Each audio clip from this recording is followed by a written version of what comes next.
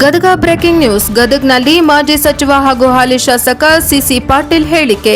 ಪ್ರಧಾನಿ ನರೇಂದ್ರ ಮೋದಿಯವರು ದೇಶದ ಹಿತದೃಷ್ಟಿಯಿಂದ ಮನವಿ ಮಾಡಿದ್ದಾರೆ. ಸಾರ್ವಜನಿಕರು ಸ್ವಯಂ ಪ್ರೇರಿತವಾಗಿ 10 ಕ್ರಮ ಕೈಗೊಳ್ಳಲು ಮನವಿ ಮಾಡಿದ್ದಾರೆ. ಚಿನ್ನ, ಪೆಟ್ರೋಲ್, ವಿದೇಶಿ ಪ್ರಯಾಣ ಕಡಿಮೆ ಮಾಡಲು ಮನವಿ ಮಾಡಿದ್ದಾರೆ. ಮಧ್ಯಪ್ರಾಚ್ಯ ಯುದ್ಧದ ಹಿನ್ನೆಲೆಯಲ್ಲಿ ವಿದೇಶಿ ವಿನಿಮಯ ಉಳಿಸಲು ಕರೆ ನೀಡಿದ್ದಾರೆ. ಮೋದಿಯವರು ಆದೇಶ ಮಾಡಿಲ್ಲ, ಮನವಿ ಮಾಡಿದ್ದಾರೆ. ಮೋದಿಯವರ ವಿರುದ್ಧ ಟೀಕೆ ಮಾಡಲು ವಿರೋಧ ಪಕ್ಷಗಳಿಗೆ ಏನಾದರೂ ಕುಂಟು ನೆಪ ಬೇಕು, ಸಾಕು. ಈ ಹಿಂದೆ ಸೋನಿಯಾ ಗಾಂಧಿ, ಪಿ ಚಿದಂಬರಂ, ವೀರಪ್ಪ ಮೊಯ್ಲಿ ಸೇರಿದಂತೆ ಹಲವರು ಕರೆ ನೀಡಿದ್ರು. ತೈಲ ಬೆಲೆ ಏರಿಕೆಯಾದಾಗ ಈ ಹಿಂದೆ ಸಾಕಷ್ಟು ನಾಯಕರು ಕರೆ ನೀಡಿದ್ರು. ಚಿನ್ನ ಆಮದು ಆರ್ಥಿಕತೆಗೆ ಪೆಟ್ಟು ಬೀಳುತ್ತದೆ ಎಂದು ಹೇಳಿದರು. ಈ ನಾಡಿನ ಆರ್ಥಿಕ ತಜ್ಞ ಸಿಎಂ ಸಿದ್ದರಾಮಯ್ಯ ಅವರು ಟೀಕೆ ಮಾಡಿದ್ರು.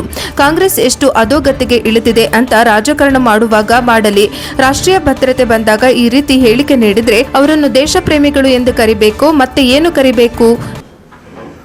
ನೀವೇನು ಮಾಡಿದ್ರು ನರೇಂದ್ರ ಮೋದಿ ಅವರ ಜನಪ್ರಿಯತೆಯನ್ನ, ಆಡಳಿತವನ್ನ ಕಸ್ಕೊಳ್ಳೋಕೆ ಸಾಧ್ಯ ಇಲ್ಲ. ಅದಕ್ಕೆ ಮೊನ್ನೆ ನಡೆದಂಥ ಚುನಾವಣೆಗಳೇ ಸಾಕ್ಷಿ.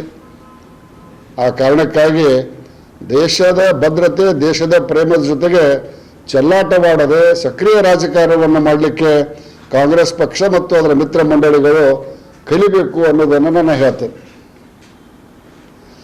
ಬಹುತೇಕ ಹಿಂದುತ್ವವನ್ನು ವಿರೋಧ ಮಾಡ್ತಿರ್ತಕ್ಕಂಥ ಮುಖ್ಯಮಂತ್ರಿಗಳು ಎಲ್ಲರೂ ಮಣ್ಣು ಮುಖ್ಯರು. ಸ್ಟಾಲಿನ್ ಹಬ್ಬ ಉಳ್ಕೊಂಡು ನಾನು ಎಲ್ಲೇ ಉಳ್ಕೋಬೇಕು, ಎಲ್ಲರೂ ಒಬ್ಬಿಬ್ಬರು. ಮುಂದಿನ ಸಲ ಅವ್ರಿಗೂ ಬರ್ತದೆ.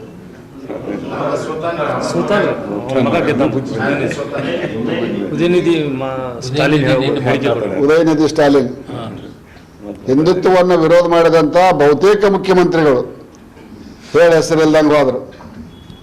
ಚುನಾವಣೆ ನಡೆಯುವವರೆಗೂ ವಿಜಯ ಎಷ್ಟೇ ಹೆಸರು, ಒಂದು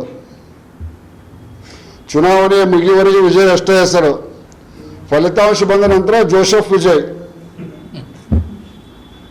ಚುನಾವಣೆ ಬಂದ ನಂತರ ಜೋಸೆಫ್ ವಿಜಯ್, ಚುನಾವಣೆವರೆಗೆ ವಿಜಯ್, ಚುನಾವಣೆ ಬಂದ ನಂತರ ಜೋಸೆಫ್ ವಿಜಯ್. ಇನ್ನಾದರೂ ಹಿಂದೂಗಳ ವಿಚಾರ ಮಾಡಬೇಕು ಮತ ಹಾಕುವಾಗ ಅನ್ನುವಂಥ ಮಾತನ್ನು ನಾನು ದೇಶಭಕ್ತ ಹಿಂದೂಗಳಿಗೆ ಮನವಿಯನ್ನು ಮಾಡ್ತೇನೆ. ಹೆಸರು ಬರಲಿಲ್ಲ, ಬರೀ ಚಿತ್ರನಟ ವಿಜಯ್ ಹೊಡೆದ. ಎಸ್,